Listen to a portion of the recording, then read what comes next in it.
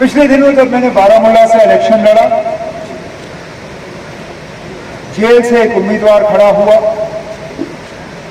मेरे खिलाफ कागज भरे, फिर मोबाइल फोन से अपनी आवाज रिकॉर्ड की, जगह जगह पहुंचाया। इलेक्शन का नतीजा आपके सामने है।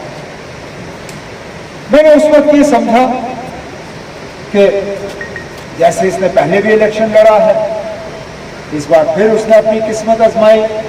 शायद मेरी ही किस्मत खराब थी कि वो जीता, मैं हारा, लेकिन मुझे इसमें साजिश नजर नहीं आई। पिछले 2-3 दिनों से अब मुझे शक होना शुरू हो रहा है कि शायद वहां पे भी दाल में कुछ काला है, क्योंकि मुझे समझ में नहीं आता इस पूरे माहौल में सिर्फ जेल से लोग मेरे खिलाफ कागज क्यों भरते हैं, और वो लोग जिनका यहां से कोई लेना देना ही नहीं, जिसके पिछले हफ्ते कागज नामंजूर हुए, आखिर उसके साथ क्या अरेंजमेंट रहा कि बाकी तमाम सीटें छोड़ के उसने कहा नहीं, मैं गांधरबल से लड़ सकता। और जब गांधरबल से उसके लड़ने की खबर आई, मैंने अपने कुछ साथियों से मशवरा किया।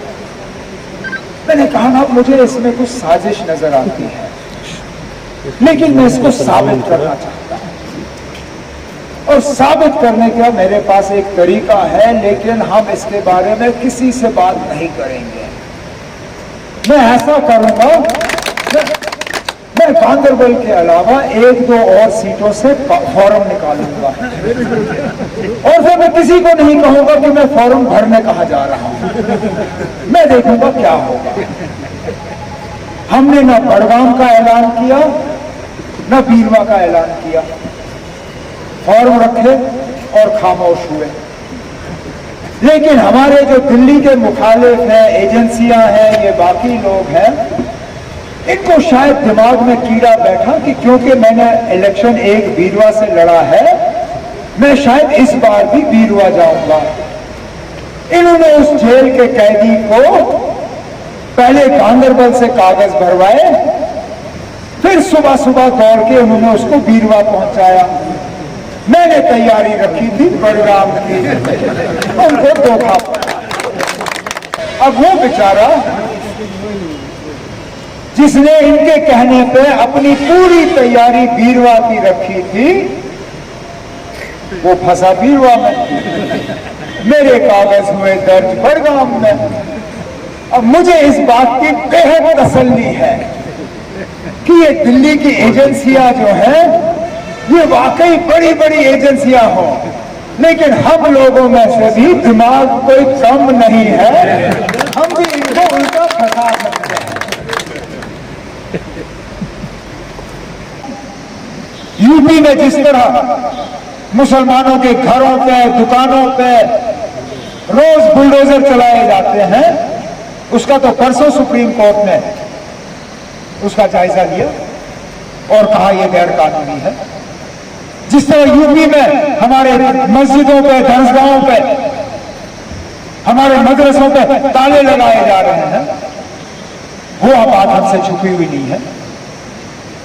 जिस तरह आसाम में बीजेपी की हुकूमत में हर बार अगर किसी को जलील करने की कोशिश की जाती है तो मुसलमानों को, वहां जब सैलाब आता है तो कहते हैं ये जिहादी सैलाब।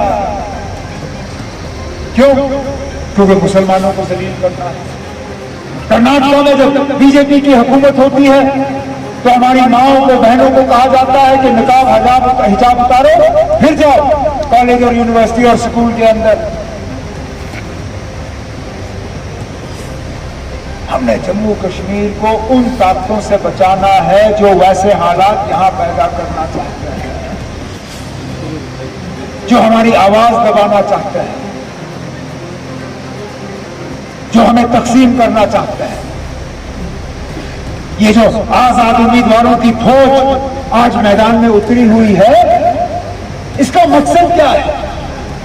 मकसद सिर्फ यही है कि किसी ना किसी तरह अगर ये आजाद उम्मीदवार 10-15 जीत गए, ये सीधा सीधा जाके बीजेपी की झोली में जाके बैठ जाएंगे, सीधा।